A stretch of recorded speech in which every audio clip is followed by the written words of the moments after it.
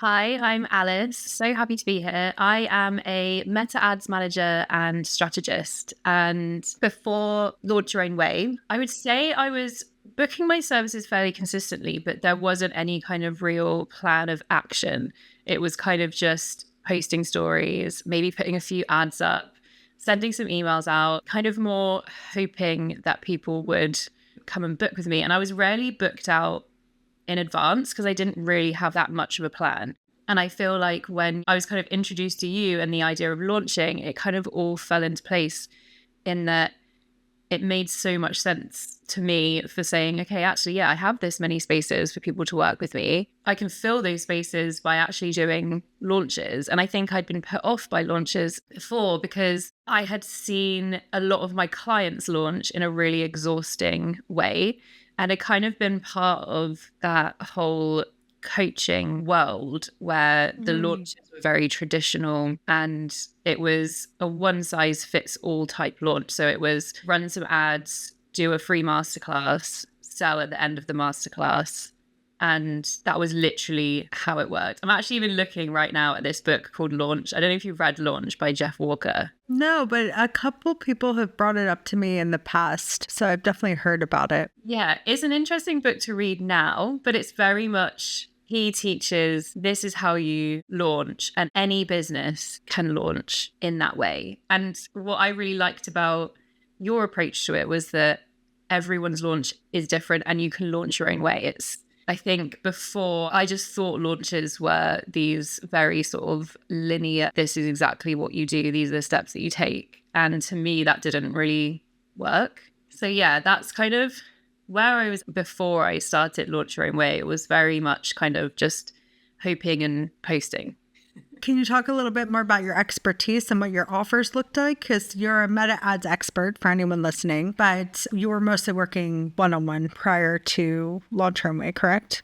Yeah, that's correct. Yeah. So I was doing ads management. So I had ads clients on retainer, but I was also had just kind of started more of an ads setup and sprint style like projects with my clients. So I was really happy with that side of things. I was wanting to move away from more of the kind of ongoing retainer work.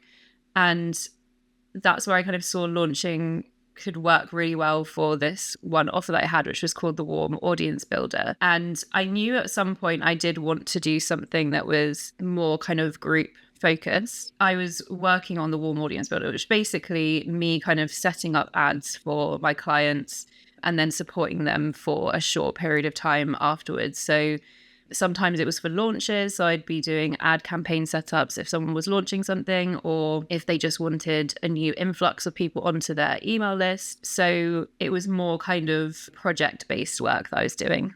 And how were your clients finding you? So you said you were kind of like sending some emails, posting here and there. Was it a lot of word of mouth? Yeah, it was a lot of word of mouth. And because I'm an ads manager, I was getting people through ads.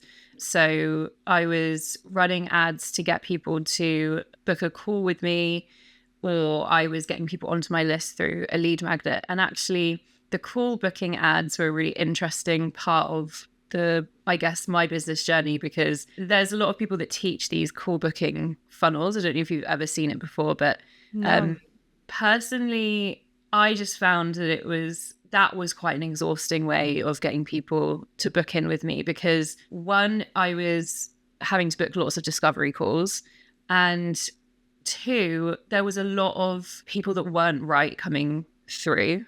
And I think that probably was a lot to do with the warm-up process, which you talk a lot about. And it is really interesting to look back on, because those people that came through just booked a call with me, had no idea who I was, and mostly didn't convert because, well, they didn't know who I was. They didn't know what I did. There was no kind of warm-up process there at all. So that was an interesting test for my business, definitely. But I would say that there was kind of clients coming through like that, like one out of, I don't know how many discovery calls, but not that many coming through like that. Lots of referrals, and yeah, maybe some people who might have been on my email list for a really long time. But I wasn't really running ads in the way that I do now. And that's probably down to me not seeing my business as its own entity, as a brand. So since doing your other course, Grow Your Own Brand, that definitely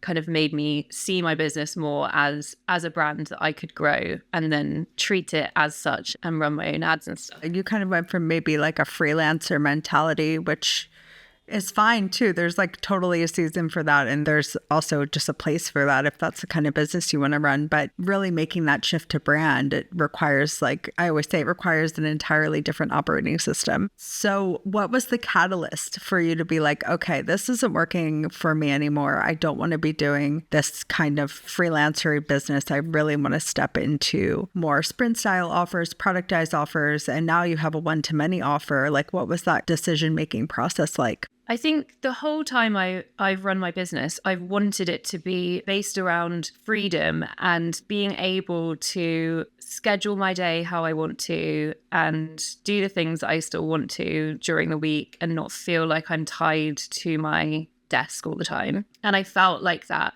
And I felt quite burnt out. Even though I was kind of having good financial months, I felt like I was really burnt out because I was having to take on a lot of clients to kind of reach my goals. And I was also just saying yes to everything. So I feel like I wanted to kind of have more of a structure as well, because that's something that I like to have in my business. And I felt like, even though I'm a marketer, I've got a marketing background, I didn't feel like my own business had its own marketing structure. And I think that's where Launch Your Own Way came in and helped me to put that structure in place, because I was able to then plan in advance. And I love planning in advance. I don't like doing things just off the cuff. But when I wasn't treating my business in that way, basically. So I think that was definitely the catalyst for me being like, okay, actually, the way that you explained launching in that way made so much sense for me to be able to then plan ahead in my business and have more of a structured plan in place. Yeah, that makes so much sense. I always say, like, if you want to get your own business stuff together, launching is the best way to do it, because it just gives you a plan for crafting your offer, putting the offer out there, getting feedback, getting together like the whole ecosystem around it, like the sales page and the social media and the offer messaging and all of that stuff that you've been like backburnering in your business for so long. It just gets almost put into a sprint of like, okay, I'm doing this launch. I have to do all this stuff now.